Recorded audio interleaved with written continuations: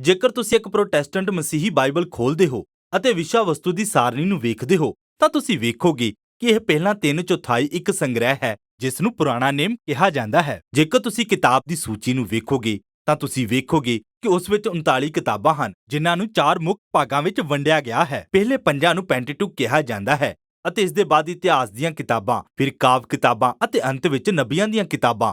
ਹੁਣ ਇਹ ਕਾਫੀ ਸਰਲ ਜਾਪਦਾ ਹੈ ਪਰ ਅਸਲ ਵਿੱਚ ਇਹ ਵਧੇਰੇ ਗੁੰਝਲਦਾਰ ਹੈ ਅਤੇ ਵਧੇਰੇ ਦਿਲਚਸਪ ਵੀ ਹੈ। ਇੱਕ ਖੰਡ ਵਿੱਚ ਕਿਤਾਬਾਂ ਦੀ ਇਸ ਵਿਵਸਥਾ ਨੂੰ ਪੁਰਾਣੇ ਨੇਮ ਤੋਂ ਬਾਅਦ ਵਿੱਚ ਆਈ ਮਸੀਹੀ ਪਰੰਪਰਾ ਦੁਆਰਾ ਕਿਹਾ ਗਿਆ ਜੋ ਯਿਸੂ ਅਤੇ ਰਸੂਲਾਂ ਦੇ ਬਾਅਦ ਵਿਕਸਿਤ ਹੋਈ। ਪ੍ਰਾਚੀਨ ਯਹੂਦੀ ਪਰੰਪਰਾ ਵਿੱਚ ਇਹ ਸਾਰੇ ਕੰਮ ਵੱਖ-ਵੱਖ ਪੱਤਰਾਂ ਵਿੱਚ ਸਨ ਅਤੇ ਇਹਨਾਂ ਨੂੰ 3 ਭਾਗਾਂ ਦੇ ਏਕੀਕ੍ਰਿਤ ਸੰਗ੍ਰਹਿ ਦੇ ਰੂਪ ਵਿੱਚ ਵਿਵਸਥਿਤ ਕੀਤਾ ਗਿਆ ਸੀ ਜਿਨ੍ਹਾਂ ਨੂੰ ਤਨਾਕ ਕਿਹਾ ਜਾਂਦਾ ਹੈ। ਇਹ ਤੁਰੇਤ ਦਾ ਇੱਕ ਇਬਰਾਨੀ ਸੰਖੇਪ ਸ਼ਬਦ ਹੈ ਜਿਸ ਦਾ ਅਰਥ ਹੈ ਨਿਰਦੇਸ਼, ਨੇਵੀਅਮ ਜਿਸ ਦਾ ਅਰਥ ਨਬੀ ਅਤੇ ਕੇਟੂਵਿਮ ਜਿਸ ਦਾ ਅਰਥ ਹੈ ਲੇਖ। ਤਨਾਕ ਵਿੱਚ ਉਹੀ ਕਿਤਾਬਾਂ ਹਨ ਜੋ ਪ੍ਰੋਟੈਸਟੈਂਟ ਪੁਰਾਣੇ ਨੇਮ ਵਿੱਚ ਹਨ ਪਰ ਉਹਨਾਂ ਦੀ ਤਰਤੀਬ ਵੱਖਰੇ ਢੰਗ ਨਾਲ ਲਗਾਈ ਗਈ ਹੈ। ਤੁਰੇਤ ਅਤੇ ਪੈਂਟੇਟੁਕ ਇੱਕ ਹੀ ਹਨ। ਪੁਰਾਣੇ ਨਬੀਆਂ ਵਿੱਚ ਇਤਿਹਾਸਕ ਬਿਰਤਾਂਤਾਂ ਦੀਆਂ 4 ਕਿਤਾਬਾਂ ਸ਼ਾਮਲ ਹਨ ਅਤੇ ਫਿਰ ਖਾਸ ਨਬੀਆਂ ਦੇ ਨਾਮ ਤੇ 15 ਕਿਤਾਬਾਂ ਹਨ।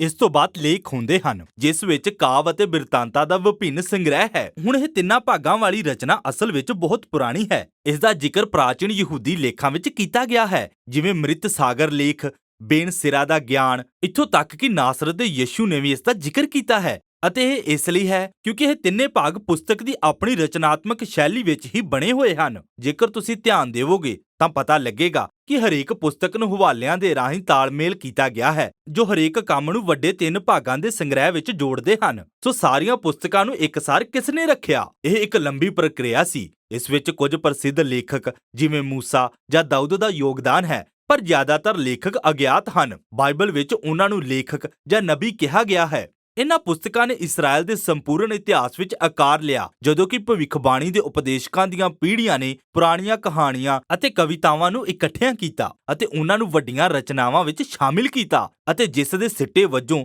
ਇਸ ਸਮੱਗਰੀ ਨੂੰ ਤਨਾਕ ਨਾਮਕ ਪੁਸਤਕ ਨੂੰ ਆਕਾਰ ਦਿੱਤਾ ਗਿਆ। ਜ਼ਬੂਰਾਂ ਅਤੇ ਨਬੀਆਂ ਦੀਆਂ ਪੁਸਤਕਾਂ ਤੋਂ ਇਹ ਸਪਸ਼ਟ ਹੈ ਕਿ ਇਹਨਾਂ ਭਵਿੱਖਬਾਣੀ ਦੇ ਉਪਦੇਸ਼ਕਾਂ ਦਾ ਮੰਨਣਾ ਸੀ ਕਿ ਪਰਮੇਸ਼ਵਰ ਦਾ ਆਤਮਾ ਇਸ ਪੂਰੀ ਪ੍ਰਕਿਰਿਆ ਦੀ ਅਗਵਾਈ ਕਰ ਰਿਹਾ ਹੈ ਤਾਂ ਕਿ ਇਹਨਾਂ ਮਨੁੱਖੀ ਸ਼ਬਦਾਂ ਦੇ ਰਾਹੀਂ ਪਰਮੇਸ਼ਵਰ ਆਪਣੇ ਲੋਕਾਂ ਨਾਲ ਗੱਲ ਕਰੇ। ਇਸੇ ਕਾਰਨ ਉਹਨਾਂ ਨੇ ਇਹਨਾਂ ਲਿਖਤਾਂ ਦੇ ਭੰਡਾਰ ਨੂੰ ਲਿਆ ਅਤੇ ਉਹਨਾਂ ਦਾ ਅਧਿਐਨ ਕੀਤਾ ਅਤੇ ਉਹਨਾਂ ਨੂੰ ਏਕੀਕ੍ਰਿਤ ਸੰਗ੍ਰਹਿ ਵਿੱਚ ਤਿਆਰ ਕੀਤਾ। ਸਾਨੂੰ ਨਿਸ਼ਚਿਤ ਰੂਪ ਨਾਲ ਨਹੀਂ ਪਤਾ ਕਿ ਇਹ ਪ੍ਰਕਿਰਿਆ ਕਦੋਂ ਸਮਾਪਤ ਹੋਈ ਪਰ ਸ਼ਾਇਦ ਇਹ ਯਿਸੂ ਤੋਂ ਪਿਛਲੀਆਂ ਕੁਝ ਸਦੀਆਂ ਪਹਿਲਾਂ ਸਮਾਪਤ ਹੋਈ ਸੀ। ਆਪਣੇ ਅੰਤਿਮ ਰੂਪ ਵਿੱਚ ਤਨਾਕ ਇਸਰਾਇਲ ਦੇ ਇਤਿਹਾਸ ਦੀ ਭਵਿੱਖ ਸੂਚਕ ਵਿਆਖਿਆ ਪੇਸ਼ ਕਰਦਾ ਹੈ ਜਿਸ ਵਿੱਚ ਪੂਰੀ ਦੁਨੀਆ ਨੂੰ ਬਚਾਉਣ ਲਈ ਪਰਮੇਸ਼ਵਰ ਦੇ ਉਦੇਸ਼ ਨੂੰ ਪ੍ਰਗਟ ਕਰਨ ਦਾ ਦਾਅਵਾ ਹੈ। ਇਹ ਉਚਿਤ ਨਹੀਂ ਹੋਵੇਗਾ ਕਿ ਅਸੀਂ ਇੱਕ ਹੀ ਵੀਡੀਓ ਵਿੱਚ ਪੂਰੇ ਸੰਗ੍ਰਹਿ ਨੂੰ ਸਮਝਾਈਏ। ਇਹ ਸਹਾਇਕ ਹੋਵੇਗਾ ਕਿ ਅਸੀਂ ਇਸ ਪੁਸਤਕ ਦੇ ਵਿਸ਼ੇ ਵਿੱਚ ਮੋਟੇ-ਮੋਟੇ ਤੌਰ ਤੇ ਨਿਗਾਹ ਕਰੀਏ। ਤੁਰੇਤ ਦਾ ਆਰੰਭ ਪਰਮੇਸ਼ਵਰ ਦੁਆਰਾ ਇੱਕ ਵੱਡੀ ਸੰਪਤੀ ਅਰਥਾਤ ਇੱਕ ਬਹੁਤ ਸੁੰਦਰ ਸੰਸਾਰ ਬਣਾਉਣ ਅਤੇ ਬਰਕਤ ਦੇਣ ਨਾਲ ਹੁੰਦਾ ਹੈ। ਪਰਮੇਸ਼ਵਰ ਇਸ ਸੰਸਾਰ ਨੂੰ ਇੱਕ ਇਸ ਤਰ੍ਹਾਂ ਦੇ ਪ੍ਰਾਣੀ ਨੂੰ ਸੌਂਪਦਾ ਹੈ ਜੋ ਈਸ਼ਵਰੀ ਸਰੂਪ ਨੂੰ ਪ੍ਰਤੀਬਿੰਬਿਤ ਕਰਦਾ ਹੈ। ਮਨੁੱਖ ਜਾਂ ਇਬਰਾਨੀ ਵਿੱਚ ਆਦਮ। ਪਰਮੇਸ਼ਵਰ ਮਨੁੱਖ ਨੂੰ ਦੁਨੀਆ ਉੱਤੇ ਰਾਜੇ ਅਤੇ ਰਾਣੀ ਦੇ ਰੂਪ ਵਿੱਚ ਰਾਜ ਕਰਨ ਨੂੰ ਨਿਯੁਕਤ ਕਰਦਾ ਹੈ ਪਰ ਸਵਾਲ ਇਹ ਹੈ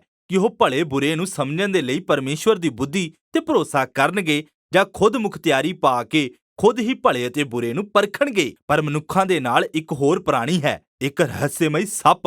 ਇਹ ਸ੍ਰਿਸ਼ਟੀਕਰਤਾ ਦੇ ਖਿਲਾਫ ਵਿਦਰੋਹ ਵਿੱਚ ਸੀ ਅਤੇ ਮਨੁੱਖਾਂ ਨੂੰ ਛਲ ਦੁਆਰਾ ਪਰਮੇਸ਼ਵਰ ਦੀ ਖੁੱਲ੍ਹਦਿਲੀ ਦੇ ਵਿਰੁੱਧ ਮੂਰਖਤਾਪੂਰਨ ਵਿਦਰੋਹ ਵਿੱਚ ਲੈ ਜਾਂਦਾ ਹੈ। ਸਿੱਟੇ ਵਜੋਂ ਮਨੁੱਖਤਾ ਈਸ਼ਵਰੀ ਜੀਵਨ ਦੇ ਸਰੋਤ ਤੋਂ ਅਲੱਗ ਹੋ ਜਾਂਦੀ ਹੈ ਅਤੇ ਉਹਨਾਂ ਨੂੰ ਬਰਕਤ ਦੇ ਬਾਗ ਵਿੱਚੋਂ ਕੱਢ ਕੇ ਖਤਰਨਾਕ ਉਜਾੜ ਵਿੱਚ ਮਰਨ ਲਈ ਘੱਲ ਦਿੱਤਾ ਜਾਂਦਾ ਹੈ। ਉਸ ਜਗ੍ਹਾ ਤੋਂ ਮਨੁੱਖ ਫੈਲਦੇ ਹਨ ਅਤੇ ਉਹ ਭਲੇ ਅਤੇ ਬੁਰੇ ਨੂੰ ਫਿਰ ਤੋਂ ਪਰਿਭਾਸ਼ਿਤ ਕਰਨ ਲੱਗ ਜਾਂਦੇ ਹਨ ਅਤੇ ਚੀਜ਼ਾਂ ਤੇਜ਼ੀ ਨਾਲ ਹੇਠਾਂ ਜਾਂਦੀਆਂ ਹਨ। ਉਹ ਹਿੰਸਾ ਤੇ ਜ਼ੁਲਮ ਨਾਲ ਜੂਝ ਰਹੇ ਸ਼ਹਿਰ ਦਾ ਨਿਰਮਾਣ ਕਰਦੇ ਹਨ ਜੋ ਬਾਬਲ ਨਾਮਕ ਸ਼ਹਿਰ ਦੀ ਬੁਨਿਆਦ ਦਾ ਕਾਰਨ ਬਣਦੇ ਹਨ। ਸੋ ਇਸ ਤਰ੍ਹਾਂ ਦਾ ਸ਼ਹਿਰ ਹੈ ਜਿੱਥੇ ਲੋਕ ਖੁਦ ਨੂੰ ਪਰਮੇਸ਼ਵਰ ਦੇ ਸਥਾਨ ਤੇ ਰੱਖਦੇ ਹਨ ਅਤੇ ਹੁਣ ਪੂਰੀ ਬਾਈਬਲ ਦੀ ਮੁੱਢਲੀ ਕਥਾ ਦਾ ਟਕਰਾਅ ਨਿਰਧਾਰਿਤ ਕੀਤਾ ਗਿਆ ਹੈ। ਪਰਮੇਸ਼ਵਰ ਆਪਣੀ ਦੁਨੀਆ ਨੂੰ ਬਰਕਤ ਦੇਣਾ ਚਾਹੁੰਦਾ ਹੈ ਅਤੇ ਮਨੁੱਖਾਂ ਦੁਆਰਾ ਇਸ ਤੇ ਰਾਜ ਕਰਨਾ ਚਾਹੁੰਦਾ ਹੈ ਪਰ ਹੁਣ ਮਨੁੱਖ ਸਮੱਸਿਆ ਬਣ ਗਏ ਹਨ। ਉਹ ਬੁਰਾਈ ਦੇ ਪ੍ਰਭਾਵ ਹੇਠ ਹਨ। ਉਹ ਮੂਰਖ ਅਤੇ ਘੱਟ ਦ੍ਰਿਸ਼ਟੀ ਵਾਲੇ ਹਨ ਅਤੇ ਆਪਣੇ ਹੀ ਨਾਸ਼ ਵੱਲ ਜਾ ਰਹੇ ਹਨ ਅਤੇ ਇਹ ਸਭ ਪਰਮੇਸ਼ਵਰ ਦੇ ਉਪਾਅ ਨੂੰ ਸਥਾਪਿਤ ਕਰਦੇ ਹਨ। ਸਾਨੂੰ ਨਵੀਂ ਕਿਸਮ ਦੇ ਮਨੁੱਖ ਦੀ ਜ਼ਰੂਰਤ ਹੈ ਅਤੇ ਪਰਮੇਸ਼ਵਰ ਵਾਅਦਾ ਕਰਦਾ ਹੈ ਕਿ ਇੱਕ ਨਵਾਂ ਮਨੁੱਖ ਆਵੇਗਾ ਜੋ ਸੱਪ ਦੇ ਬਹਿਕਾਵੇ ਵਿੱਚ ਨਹੀਂ ਆਵੇਗਾ। ਅਸਲ ਵਿੱਚ ਉਹ ਉਸ ਨੂੰ ਕੁਚਲ ਦੇਵੇਗਾ ਅਤੇ ਉਸ ਦੇ ਦੁਆਰਾ ਕੁਚਲਿਆ ਜਾਵੇਗਾ। ਇੱਥੋਂ ਇੱਕ ਕਹਾਣੀ ਆਦਮੀ ਅਤੇ ਇਸਤਰੀ ਅਬਰਾਹਮ ਅਤੇ ਸਾਰਾ ਦੇ ਵਾਅਦਾ ਕੀਤੇ ਵੰਸ਼ ਬਾਰੇ ਦੱਸਦੀ ਹੈ। ਪਰਮੇਸ਼ਵਰ ਉਹਨਾਂ ਨੂੰ ਉਹੀ ਈਸ਼ਵਰੀ ਬਰਕਤ ਦਿੰਦਾ ਹੈ ਜੋ ਉਸਨੇ ਆਰੰਭ ਵਿੱਚ ਮਨੁੱਖਤਾ ਨੂੰ ਦਿੱਤੀ ਸੀ, ਅਤੇ ਉਹ ਬਾਬਲ ਨੂੰ ਛੱਡ ਕੇ ਇੱਕ ਨਵੇਂ ਬਾਗ ਵਰਗੀ ਜ਼ਮੀਨ ਤੇ ਆਉਂਦੇ ਹਨ ਜਿਸ ਨੂੰ ਪਰਮੇਸ਼ਵਰ ਨੇ ਉਸ ਦੇ ਪਰਿਵਾਰ ਨੂੰ ਦੇਣ ਦਾ ਵਾਅਦਾ ਕੀਤਾ ਸੀ। ਇਸ ਤੋਂ ਬਾਅਦ ਅਬਰਾਹਮ ਦੇ ਪਰਿਵਾਰ ਦੀ ਕਹਾਣੀ ਹੈ। 3 ਪੀੜ੍ਹੀਆਂ ਅਬਰਾਹਮ, ਇਸਹਾਕ ਅਤੇ ਯਾਕੂਬ ਅਤੇ ਉਸ ਦੇ 12 ਪੁੱਤਰ। ਸਾਡੀਆਂ ਉਮੀਦਾਂ ਉਦੋਂ ਤੱਕ ਬਣੀਆਂ ਰਹਿੰਦੀਆਂ ਹਨ ਜਦੋਂ ਤੱਕ ਕਿ ਉਹਨਾਂ ਦੀ ਬਹੁਤ ਖਰਾਬ ਅਤੇ ਵਿਨਾਸ਼ਕਾਰੀ ਪਰਿਵਾਰਿਕ ਕਹਾਣੀ ਨੂੰ ਨਹੀਂ ਪੜ੍ਹਦੇ। ਉਹ ਝੂਠ ਬੋਲਦੇ ਹਨ ਅਤੇ ਧੋਖਾ ਦਿੰਦੇ ਹਨ ਅਤੇ ਲਗਭਗ ਇੱਕ ਦੂਜੇ ਨੂੰ ਮਾਰ ਸੁੱਟਦੇ ਹਨ। ਇਸ ਦਾ ਜ਼ਿਕਰ ਵੀ ਨਾ ਭੁੱਲੋ ਕਿ ਜਿਨਸੀ ਬੁਰਾਈ ਵੀ ਸ਼ਾਮਲ ਸੀ। ਪਰ ਬਾਗ ਦੀ ਕਹਾਣੀ ਤੋਂ ਬਾਅਦ ਤੁਸੀਂ ਕੀ ਉਮੀਦ ਕੀਤੀ ਸੀ? ਉਹ ਮਨੁੱਖ ਹਨ। ਆਖਰਕਾਰ ਅਬਰਾਹਮ ਦਾ ਪਰਿਵਾਰ ਮਿਸਰ ਵਿੱਚ ਦੀ ਗੁਲਾਮੀ ਵਿੱਚ ਚਲਾ ਜਾਂਦਾ ਹੈ। ਅਬਰਾਹਮ ਦੇ ਪਰਿਵਾਰ ਦੀਆਂ ਇਹ ਸਾਰੀਆਂ ਅਸਫਲਤਾਵਾਂ ਕਹਾਣੀ ਦੇ ਕੁਝ ਰੋਸ਼ਨ ਪਲਾਂ ਲਈ ਇੱਕ ਹਨੇਰ ਪਿਛੋਕੜ ਬਣਾਉਂਦੀਆਂ ਹਨ। ਪਰਮੇਸ਼ਵਰ ਇਹਨਾਂ ਲੋਕਾਂ ਦੇ ਪ੍ਰਤੀ ਵਚਨਬੱਧ ਰਹਿੰਦਾ ਹੈ। ਉਹ ਉਹਨਾਂ ਦੇ ਨਾਲ ਸਦੀਵੀ ਵਾਅਦਾ ਵੀ ਕਰਦਾ ਹੈ, ਅਰਥਾਤ ਨੇਮ ਬੰਨ੍ਹਦਾ ਹੈ ਕਿ ਉਹ ਉਹਨਾਂ ਦੁਆਰਾ ਸਰਬੱਤ ਮਨੁੱਖਤਾ ਨੂੰ ਬਚਾਵੇਗਾ ਅਤੇ ਬਰਕਤ ਦੇਵੇਗਾ। ਇਹ ਸਪਸ਼ਟ ਨਹੀਂ ਹੈ ਕਿ ਇਹ ਸਭ ਕਿਵੇਂ ਹੋਵੇਗਾ, ਪਰ ਅਬਰਾਹਮ ਦਾ ਪਰਿਵਾਰ ਜਦੋਂ ਆਪਣੀ ਸਵਾਰਥੀ ਯੋਜਨਾ ਨੂੰ ਰੋਕਦੇ ਹਨ ਅਤੇ ਦ੍ਰਿੜ ਵਿਸ਼ਵਾਸ ਨਾਲ ਪਰਮੇਸ਼ਵਰ ਦੇ ਵਾਅਦੇ ਤੇ ਭਰੋਸਾ ਕਰਦੇ ਹਨ ਤਾਂ ਉਹ ਇਸ ਦੀ ਵੱਲ ਅੱਗੇ ਵਧਦੇ ਹਨ।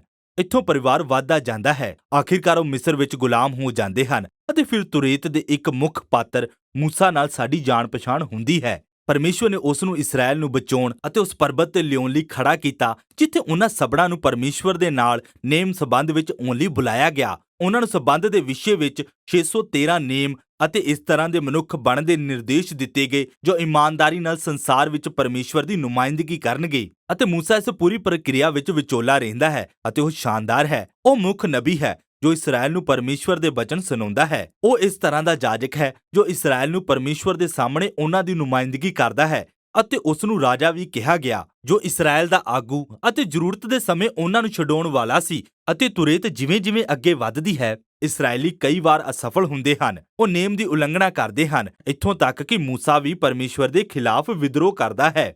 ਅਸਲ ਵਿੱਚ ਤੁਰੇਤ ਦੀ ਅਸਫਲਤਾ ਇਸ ਭਵਿੱਖਬਾਣੀ ਨਾਲ ਹੁੰਦੀ ਹੈ ਕਿ ਇਸਰਾਏਲ ਦੀ ਇਹ ਅਸਫਲਤਾ ਵਾਅਦੇ ਵਾਲੀ ਧਰਤੀ ਤੇ ਉਹਨਾਂ ਦੇ ਪ੍ਰਵੇਸ਼ ਦੇ ਬਾਅਦ ਵੀ ਜਾਰੀ ਰਹੇਗੀ ਅਤੇ ਉਹ ਇੱਕ ਵਾਰ ਫਿਰ ਗੁਲਾਮੀ ਵਿੱਚ ਚਲੇ ਜਾਣਗੇ। ਪਰ ਉਸ ਨੂੰ ਆਸ ਹੈ ਕਿ ਪਰਮੇਸ਼ਵਰ ਆਪਣੇ ਇਸਰਾਏਲ ਨੂੰ ਬਚਾਉਣ ਦੇ ਵਾਅਦੇ ਨੂੰ ਪੂਰਾ ਕਰੇਗਾ। ਇੱਕ ਦਿਨ ਉਹ ਉਹਨਾਂ ਦੀ ਅਸਫਲਤਾਵਾਂ ਨੂੰ ਢੱਕ ਲਵੇਗਾ ਅਤੇ ਉਹਨਾਂ ਦੇ ਸਵਾਰਥੀ ਮਨ ਨੂੰ ਚੰਗਾ ਕਰੇਗਾ ਤਾਂ ਕਿ ਉਹ ਪਰਮੇਸ਼ਵਰ ਨੂੰ ਪ੍ਰੇਮ ਕਰਨ ਅਤੇ ਜਿਉਂਦੇ ਰਹਿਣ। ਫਿਰ ਮੂਸਾ ਦੀ ਮੌਤ ਹੋ ਜਾਂਦੀ ਹੈ। ਹੁਣ ਤੁਰੇਤ ਦੇ ਅੰਤਿਮ ਵਾਕ ਹੈਰਾਨ ਕਰ ਦੇਣ ਵਾਲੇ ਹਨ। ਉਹ ਅਗਲੇ ਸਮੇਂ ਵਿੱਚ ਵੱਧ ਜਾਂਦੇ ਹਨ ਅਤੇ ਅਸੀਂ ਭਵਿੱਖਬਾਣੀ ਦੇ ਉਪਦੇਸ਼ਕਾਂ ਨੂੰ ਸੁਣਦੇ ਹਾਂ ਜਿਨ੍ਹਾਂ ਨੇ ਤਨਾਕ ਨੂੰ ਆਕਾਰ ਦਿੱਤਾ ਸੀ। ਉਹ ਆਪਣੀ ਦ੍ਰਿਸ਼ਟੀਕੋਣ ਤੋਂ ਮੂਸਾ ਦੀ ਕਹਾਣੀ ਉੱਪਰ ਆਪਣਾ ਵਿਚਾਰ ਪੇਸ਼ ਕਰਦਾ ਹੈ ਅਤੇ ਦੱਸਦਾ ਹੈ ਕਿ ਇਸਰਾਏਲ ਦੇ ਇਤਿਹਾਸ ਵਿੱਚ ਮੂਸਾ ਦੇ ਤੁੱਲ ਨਬੀ ਫਿਰ ਕਦੀ ਨਹੀਂ ਹੋਇਆ। ਮੈਂ ਚਾਹੁੰਦਾ ਹਾਂ ਕਿ ਉਸ ਦੇ ਵਰਗਾ ਨਬੀ ਜਾਜਕ ਰਾਜਾ ਆਵੇ ਅਤੇ ਇਸ ਦੇ ਨਾਲ ਹੀ ਅਸੀਂ ਨੇਮੀਅਮ ਵਿੱਚ ਚਲੇ ਜਾਂਦੇ ਹਾਂ। ਇਸ ਵਿੱਚ 2 ਉਪ ਸੰਗ੍ਰਹਿ ਹਨ। ਸਭ ਤੋਂ ਪਹਿਲਾਂ ਪਹਿਲੇ ਨਬੀ ਦੀਆਂ ਪੁਸਤਕਾਂ ਹਨ ਜਿਨ੍ਹਾਂ ਵਿੱਚ ਵਾਅਦਾ ਕੀਤੇ ਦੇਸ਼ ਵਿੱਚ ਇਸਰਾਏਲ ਦੀ ਕਹਾਣੀ ਤੇ 4 ਬਿਰਤਾਂਤ ਹਨ ਅਤੇ ਉਹਨਾਂ ਨੂੰ ਨਬੀਆਂ ਦੇ ਬਾਅਦ ਦੇ ਦ੍ਰਿਸ਼ਟੀਕੋਣ ਦੇ ਨਾਲ ਦੱਸਿਆ ਗਿਆ ਹੈ। ਯਹੋਸ਼ੂਆ ਦੀ ਅਗਵਾਈ ਦੇ ਨਾਲ ਸਭ ਕੁਝ ਠੀਕ ਢੰਗ ਨਾਲ ਆਰੰਭ ਹੁੰਦਾ ਹੈ। ਸਾਨੂੰ ਦੱਸਿਆ ਗਿਆ ਹੈ ਕਿ ਉਹ ਇਸ ਲਈ ਸਫਲ ਹੈ ਕਿਉਂਕਿ ਉਹ ਮੂਸਾ ਦੀ ਤਰ੍ਹਾਂ ਹੈ ਅਤੇ ਉਸ ਦਾ ਧਿਆਨ ਦਿਨ ਰਾਤ ਪਵਿੱਤਰ ਵਚਨਾਂ ਦੇ ਉੱਪਰ ਲੱਗਾ ਰਹਿੰਦਾ ਹੈ। ਪਰ ਆਖਿਰਕਾਰ ਯਹੋਸ਼ੂਆ ਵੀ ਅਸਫਲ ਹੁੰਦਾ ਹੈ। ਇਸ ਨਾਲ ਇਸਰਾਏਲ ਦਾ ਲੰਮਾ ਚੱਲਣ ਵਾਲੇ ਹਿੰਸਕ ਅਤੇ ਸਵੈ ਵਿਨਾਸ਼ ਦੀ ਸ਼ੁਰੂਆਤ ਹੁੰਦੀ ਹੈ, ਜਿਵੇਂ ਪਹਿਲਾਂ ਹੀ ਬਾਗ ਦੀ ਕਹਾਣੀ ਅਤੇ ਮੂਸਾ ਨਾਲ ਹੋਇਆ ਸੀ। ਇਹ ਕਹਾਣੀਆਂ ਜ਼ਿਆਦਾਤਰ ਇਸਰਾਏਲ ਦੇ ਰਾਜਿਆਂ, ਨਬੀਆਂ ਅਤੇ ਜਾਜਕਾਂ ਦੀ ਅਸਫਲਤਾ ਉੱਪਰ ਕੇਂਦਰਿਤ ਸਨ। ਉਹ ਕਿਸ ਤਰ੍ਹਾਂ ਝੂਠ ਬੋਲਦੇ ਹਨ, ਧੋਖਾ ਦਿੰਦੇ ਹਨ ਅਤੇ ਇੱਕ ਦੂਸਰੇ ਨੂੰ ਮਾਰਦੇ ਹਨ ਅਤੇ ਮੂਰਤੀਆਂ ਦੀ ਪੂਜਾ ਕਰਦੇ ਹਨ। ਇਹ ਮੂਲ ਰੂਪ ਵਿੱਚ ਪੂਰਵਜਾਂ ਦੀਆਂ ਅਸਫਲਤਾ ਦਾ ਫਿਰ ਤੋਂ ਇੱਕ ਲੰਮਾ ਖੂਨੀ ਦੌਰ ਦੁਹਰਾਇਆ ਜਾਣਾ ਹੈ। ਪਰ ਇਸ ਵਿੱਚ ਕੁਝ ਆਸ ਭਰੇ ਚਿੰਨ੍ਹ ਵੀ ਹਨ। ਪਰਮੇਸ਼ਵਰ ਆਪਣੇ ਵਾਅਦੇ ਦੀ ਫਿਰ ਤੋਂ ਪੁਸ਼ਟੀ ਕਰਦਾ ਹੈ ਕਿ ਉਹ ਇੱਕ ਨਵੇਂ ਮਨੁੱਖ ਦੇ ਦੁਆਰਾ ਸਾਰੀ ਮਨੁੱਖਤਾ ਨੂੰ ਬਰਕਤ ਦੇਵੇਗਾ ਅਤੇ ਉਹ ਦਾਊਦ ਦੇ ਵੰਸ਼ ਦਾ ਰਾਜਾ ਹੋਵੇਗਾ। ਇੱਥੇ ਉਹ ਤੁਹਾਨੂੰ ਦਾਊਦ ਜਾਂ ਸੁਲੇਮਾਨ ਵਰਗੇ ਲੋਕਾਂ ਦੇ ਬਾਰੇ ਕੁਝ ਕਹਾਣੀਆਂ ਮਿਲਦੀਆਂ ਹਨ ਜਿਨ੍ਹਾਂ ਦੇ ਜੀਵਨ ਵਿੱਚ ਅਬਰਾਹਮ ਦੀ ਤਰ੍ਹਾਂ ਕੁਝ ਇਸ ਤਰ੍ਹਾਂ ਦੇ ਪਲ ਆਉਂਦੇ ਹਨ ਜਦ ਉਹ ਪਰਮੇਸ਼ਵਰ ਤੇ ਭਰੋਸਾ ਕਰਦੇ ਹਨ। ਪਰ ਇਹ ਬਣਿਆ ਨਹੀਂ ਰਹਿੰਦਾ ਅਤੇ ਤੁਸੀਂ ਇਸ ਗੱਲ ਨੂੰ ਨਹੀਂ ਜਾਣਦੇ ਹੋਵੋਗੇ। ਅਬਰਾਹਮ ਦਾ ਪਰਿਵਾਰ ਉਸੇ ਥਾਂ ਤੇ ਹੀ ਪਹੁੰਚਦਾ ਹੈ ਜਿੱਥੇ ਉਹਨਾਂ ਨੇ ਸ਼ੁਰੂਆਤ ਕੀਤੀ ਸੀ, ਬਾਬਲ ਤੋਂ ਜਿੱਤ ਅਤੇ ਗੁਲਾਮੀ। ਪਰ ਯਾਦ ਰੱਖੋ, ਇਹ ਪੂਰੀ ਕਹਾਣੀ ਨਬੀਆਂ ਦੇ ਬਾਅਦ ਦੇ ਨਜ਼ਰੀਏ ਤੋਂ ਦੱਸੀ ਜਾ ਰਹੀ ਹੈ ਅਤੇ ਉਹ ਜਾਣਦੇ ਹਨ ਕਿ ਗੁਲਾਮੀ ਅੰਤ ਨਹੀਂ ਹੈ। ਇਸ ਲਈ ਉਹਨਾਂ ਨੇ ਇਸਰਾਏਲ ਦੇ ਅਤੀਤ ਦੀਆਂ ਕਹਾਣੀਆਂ ਦੀ ਰਚਨਾ ਇਸ ਪ੍ਰਕਾਰ ਕੀਤੀ ਕਿ ਉਹ ਉਹਨਾਂ ਦੇ ਭਵਿੱਖ ਦੀ ਆਸ ਦੇ ਵੱਲ ਇਸ਼ਾਰਾ ਕਰੇ। ਜਦੋਂ ਪਰਮੇਸ਼ਵਰ ਆਪਣੇ ਲੋਕਾਂ ਨੂੰ ਬਾਬਲ ਤੋਂ ਛੁਟਕਾਰਾ ਦੇਵੇਗਾ ਤੇ ਉਹ ਉਸ ਰਾਜੇ ਨੂੰ ਭੇਜੇਗਾ ਜੋ ਮੂਸਾ ਅਤੇ ਦਾਊਦ ਅਤੇ ਸੁਲੇਮਾਨ ਦੀ ਤਰ੍ਹਾਂ ਹੋਵੇਗਾ, ਜਿਸ ਤਰ੍ਹਾਂ ਉਹ ਚੰਗੇ ਦਿਨਾਂ ਦੇ ਵਿੱਚ ਸਨ। ਅਸਲ ਵਿੱਚ ਨੇਵੀਅਮ ਦਾ ਦੂਜਾ ਭਾਗ ਅਰਥਾਤ ਬਾਅਦ ਦੇ ਨਬੀਆਂ ਦੀ ਪੁਸਤਕ ਇਸੇ ਹੀ ਵਿਸ਼ੇ ਦੇ ਬਾਰੇ ਹੈ। ਇੱਥੇ ਕੁਝ ਵਿਸ਼ੇਸ਼ ਨਬੀਆਂ ਨਾਲ ਜੁੜੀਆਂ 3 ਵੱਡੀਆਂ ਅਤੇ 12 ਛੋਟੀਆਂ ਪੁਸਤਕਾਂ ਹਨ। ਇਹ ਰਚਨਾ ਜਾਣਬੁੱਝ ਕੇ ਉਤਪਤ ਤੋਂ 3 ਅਤੇ 12 ਪੂਰਵਜਾਂ ਨੂੰ ਯਾਦ ਕਰਦੀਆਂ ਹਨ, ਜਿਨ੍ਹਾਂ ਦੀਆਂ ਅਸਫਲਤਾ ਦੀਆਂ ਕਹਾਣੀਆਂ ਵਿੱਚ ਭਵਿੱਖ ਦੀ ਆਸ ਦੀਆਂ ਕਿਰਨਾਂ ਹਨ। ਇਹ ਭਵਿੱਖਬਾਣੀ ਦੀਆਂ ਪੁਸਤਕਾਂ ਮਿਲਦੇ ਜੁਲਦੇ ਹਵਾਲਿਆਂ ਨਾਲ ਭਰੀਆਂ ਹੋਈਆਂ ਹਨ, ਜੋ ਤੁਰੇਤ ਅਤੇ ਨਬੀਆਂ ਦੇ ਬਿਰਤਾਂਤ ਨਾਲ ਵਾਪਸ ਜੁੜਦੀਆਂ ਹਨ ਅਤੇ ਇਹ ਕਹਾਣੀ ਨੂੰ ਹੋਰ ਅੱਗੇ ਲੈ ਜਾਂਦੀਆਂ ਹਨ। ਇਸਰਾਏਲ ਦੇ ਨਬੀਆਂ ਦਾ ਕੰਮ ਮੂਸਾ ਦੀ ਤਰ੍ਹਾਂ ਪੁਰਾਣੇ ਇਸਰਾਏਲ ਤੇ ਅਸਫਲਤਾ ਅਤੇ ਭ੍ਰਿਸ਼ਟਾਚਾਰ ਦਾ ਦੋਸ਼ ਲਗਾਉਣਾ ਅਤੇ ਉਹਨਾਂ ਨੂੰ ਗੰਭੀਰ ਨਤੀਜਿਆਂ ਬਾਰੇ ਚੇਤਾਵਨੀ ਦੇਣਾ ਸੀ। ਯਹੋਵਾ ਦਾ ਦਿਨ ਜੋ ਬਾਬਲ ਵਿੱਚ ਹਾਰ ਅਤੇ ਗੁਲਾਮੀ ਵਿੱਚ ਖਤਮ ਹੋਇਆ, ਪਰ ਨਬੀਆਂ ਨੇ ਇਹ ਵੀ ਵਾਅਦਾ ਕੀਤਾ ਕਿ ਪਰਮੇਸ਼ਵਰ ਦਾ ਉਦੇਸ਼ ਆਪਣੇ ਲੋਕਾਂ ਨੂੰ ਸ਼ੁੱਧ ਕਰਨਾ ਅਤੇ ਨਵੇਂ ਇਸਰਾਏਲ ਨੂੰ ਫਿਰ ਤੋਂ ਬਣਾਉਣਾ ਹੈ, ਜੋ ਅਬਰਾਹਮ ਦੇ ਸਮਾਨ ਵਿਸ਼ਵਾਸਯੋਗ ਹੋਵੇਗਾ। ਉਸ ਵਾਅਦੇ ਕੀਤੇ ਰਾਜੇ ਦੇ ਰਾਜ ਵਿੱਚ ਪਰਮੇਸ਼ਵਰ ਦੇ ਨਾਲ ਸਥਾਪਿਤ ਨਵੇਂ ਵਾਅਦੇ ਦੇ ਸਬੰਧ ਵਿੱਚ ਰਹਿੰਦੇ ਹਨ, ਜਿਸ ਨੂੰ ਮੂਸਾ ਦੇ ਰੂਪ ਵਿੱਚ ਵਰਣਨ ਕੀਤਾ ਗਿਆ ਹੈ,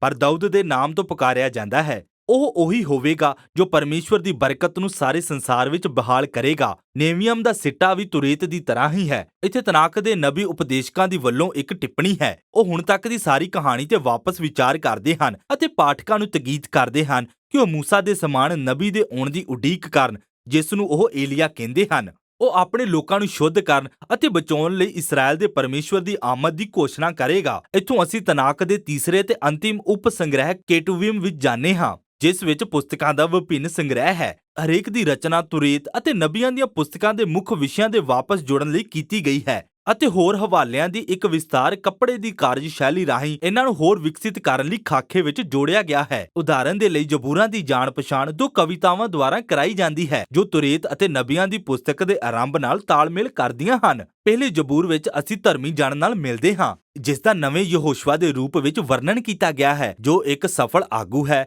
ਅਤੇ ਆਪਣਾ ਧਿਆਨ ਪਵਿੱਤਰ ਵਚਨਾਂ ਵੱਲ ਲਗਾਈ ਰੱਖਦਾ ਹੈ। ਉਹ ਮੂਸਾ ਦੁਆਰਾ ਵਾਅਦੇ ਕੀਤੇ ਰਾਜੇ ਦੀ ਤਰ੍ਹਾਂ ਹੈ ਅਤੇ ਉਹ ਅਦਨ ਦੇ ਬਾਗ ਵਿੱਚ ਸਥਿਤ ਜੀਵਨ ਦੇ ਸਦੀਪਕ ਜੀਵਨ ਦੇ ਰੁੱਖ ਦੀ ਤਰ੍ਹਾਂ ਹੈ। ਫਿਰ ਦੂਜਾ ਜ਼ਬੂਰ ਇਸ ਵਿਅਕਤੀ ਦੀ ਪਛਾਣ ਕਰਦਾ ਹੈ। ਉਹ ਦਾਊਦ ਦੇ ਵੰਸ਼ ਤੋਂ ਪਰਮੇਸ਼ਵਰ ਦਾ ਪੁੱਤਰ ਅਰਥਾਤ ਵਾਅਦਾ ਕੀਤਾ ਰਾਜਾ ਹੈ, ਜੋ ਜਾਤੀਆਂ ਵਿੱਚੋਂ ਬੁਰਾਈ ਨੂੰ ਹਟਾਉਣ ਅਤੇ ਸੰਸਾਰ ਵਿੱਚ ਪਰਮੇਸ਼ਵਰ ਦੀ ਬਰਕਤ ਬਹਾਲ ਕਰਨ ਜਾ ਰਿਹਾ ਹੈ। ਜ਼ਬੂਰਾਂ ਦਾ ਬਾਕੀ ਹਿੱਸਾ ਪਰਮੇਸ਼ਵਰ ਦੇ ਲੋਕਾਂ ਨੂੰ ਸਿਖਾਉਂਦਾ ਹੈ, ਜਦ ਕਿ ਉਹ ਭਵਿੱਖ ਦੀ ਆਸ ਦੀ ਉਡੀਕ ਕਰਦੇ ਹਨ ਤਾਂ ਉਹਨਾਂ ਨੂੰ ਪ੍ਰਾਰਥਨਾ ਕਿਸ ਤਰ੍ਹਾਂ ਕਰਨੀ ਚਾਹੀਦੀ ਹੈ। ਫਿਰ ਤੁਰੇਤ ਦੀ ਕਹਾਣੀ ਅਤੇ ਨਬੀਆਂ ਦੁਆਰਾ ਉਠਾਏ ਗਏ ਕੁਝ ਸਭ ਕਠਿਨ ਪ੍ਰਸ਼ਨਾਂ ਨੂੰ ਸੰਬੰਧਿਤ ਕਰਨ ਵਾਲੀਆਂ ਬੁੱਧ ਦੀਆਂ ਪੁਸਤਕਾਂ ਹਨ। ਕਹੋਤਾ ਤੁਰੇਤ ਦੇ ਮੂਸਾ ਵਰਗਾ ਪ੍ਰਤੀਤ ਹੁੰਦਾ ਹੈ। ਪਰਮੇਸ਼ਵਰ ਤੇ ਭਰੋਸਾ ਰੱਖੋ, ਵਿਸ਼ਵਾਸਯੋਗ ਅਤੇ ਆਗਿਆਕਾਰੀ ਰਹੋ ਅਤੇ ਤੁਹਾਡੇ ਕੋਲ ਸ਼ਾਂਤੀ ਅਤੇ ਸਫਲਤਾ ਹੋਵੇਗੀ। ਪਰ ਫਿਰ ਉਪਦੇਸ਼ਕ ਦੀ ਪੋਥੀ ਅਤੇ ਅਯੂਬ ਇਸਰਾਏਲ ਦੇ ਗੁੰਝਲਦਾਰ ਇਤਿਹਾਸ ਤੇ ਮੁੜ ਵਿਚਾਰ ਕਰਦੇ ਹਨ ਅਤੇ ਕਹਿੰਦੇ ਹਨ, ਹਾਂ ਅਸੀਂ ਕੋਸ਼ਿਸ਼ ਕੀਤੀ, ਪਰ ਇਹ ਇੰਨਾ ਸੌਖਾ ਨਹੀਂ ਹੈ। ਇਹ 3 ਪੁਸਤਕਾਂ ਇਸ ਵਿਸ਼ੇ ਤੇ ਡੂੰਘੀ ਗੱਲਬਾਤ ਕਰਦੀਆਂ ਹਨ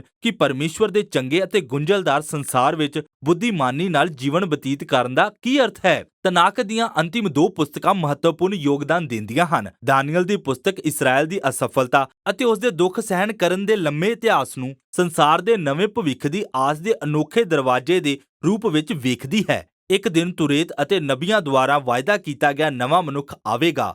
ਉਹ ਬੁਰਾਈ ਦੀ ਵੱਲੋਂ ਪਸ਼ੂ ਵਿਰਤੀ ਵਰਗੇ ਮਨੁੱਖਾਂ ਦੇ ਸੁਭਾਅ ਦੇ ਕਾਰਨ ਕੁਚਲਿਆ ਜਾਵੇਗਾ, ਪਰ ਫਿਰ ਪਰਮੇਸ਼ਵਰ ਉਸ ਨੂੰ ਦੋਸ਼ ਰਹਿਤ ਠਹਿਰਾਵੇਗਾ ਅਤੇ ਅਦਭੁਤ ਸਮਰੱਥਾ ਦੇ ਨਾਲ ਜਗਤ ਤੇ ਰਾਜ ਕਰਨ ਲਈ ਜੀਵਿਤ ਖੜਾ ਕਰਨਗੇ। ਅੰਤ ਵਿੱਚ ਇਤਿਹਾਸ ਦੀ ਪੁਸਤਕ ਤਨਾਕ ਦੀ ਪੂਰੀ ਕਹਾਣੀ ਨੂੰ ਆਰੰਭ ਤੋਂ ਇਸਰਾਏਲ ਦੀ ਗੁਲਾਮੀ ਵਿੱਚ ਜਾਣ ਤੱਕ ਫਿਰ ਤੋਂ ਦੱਸਦੀ ਹੈ। ਲੇਖਕ ਆਪਣਾ ਧਿਆਨ ਭਵਿੱਖ ਦੇ ਰਾਜੇ ਦੀ ਵੱਲ ਕੇਂਦਰਿਤ ਕਰਦਾ ਹੈ, ਜਿਸ ਦਾ ਵਾਅਦਾ ਪਰਮੇਸ਼ਵਰ ਨੇ ਦਾਊਦ ਨਾਲ ਕੀਤਾ ਸੀ, ਜੋ ਪਰਮੇਸ਼ਵਰ ਦੇ ਲੋਕਾਂ ਨੂੰ ਨਵੇਂ ਯਰੂਸ਼ਲਮ ਵਿੱਚ ਫਿਰ ਤੋਂ ਇਕੱਠਾ ਕਰੇਗਾ ਅਤੇ ਜਾਤੀ-ਜਾਤੀ ਦੇ ਲੋਕਾਂ ਲਈ ਪਰਮੇਸ਼ਵਰ ਦੀ ਬਰਕਤ ਲੈ ਕੇ ਆਵੇਗਾ। ਇਤਿਹਾਸ ਦੀ ਪੁਸਤਕ ਦੀਆਂ ਅੰਤਿਮ ਪੰਕਤੀਆਂ ਤਨਾਕ ਦੇ ਮੁੱਖ ਵਚਨਾਂ ਨਾਲ ਸੰਬੰਧਿਤ ਹਨ। ਉਹ ਗੁਲਾਮੀ ਤੋਂ ਅੰਤਿਮ ਵਾਪਸੀ ਦੀ ਉਮੀਦ ਨੂੰ ਜਿਉਂਦਾ ਰੱਖਦੇ ਹਨ ਅਤੇ ਉਸ ਇਸਰਾਏਲੀ ਦੇ ਆਉਣ ਬਾਰੇ ਇਸ਼ਾਰਾ ਕਰਦੇ ਹਨ, ਜਿਸ ਦਾ ਪਰਮੇਸ਼ਵਰ ਉਸ ਦੇ ਨਾਲ ਹੈ ਕਿ ਉਹ ਉੱਪਰ ਜਾ ਕੇ ਨਵਾਂ ਯਰੂਸ਼ਲਮ ਬਹਾਲ ਕਰੇਗਾ। ਅਤੇ ਇਸ ਪ੍ਰਕਾਰ ਕਹਾਣੀ ਸਮਾਪਤ ਹੁੰਦੀ ਹੈ। ਉਹਦੀ ਸਾਰੀ ਪਰਜਾਂ ਵਿੱਚੋਂ ਤੁਹਾਡੇ ਵਿੱਚੋਂ ਕੌਣ ਹੈ ਜਿਹਦਾ ਪ੍ਰਭੂ ਪਰਮੇਸ਼ਵਰ ਉਹਦੇ ਅੰਗ-ਸੰਗ ਹੋਵੇ ਤੇ ਉਹ ਉੱਪਰ ਵੱਲ ਚਲਿਆ ਜਾਵੇ। ਤਨਾਕ ਪ੍ਰਾਚੀਨ ਇਬਰਾਨੀ ਪੋਥੀਆਂ ਦਾ ਇੱਕ ਸ਼ਾਨਦਾਰ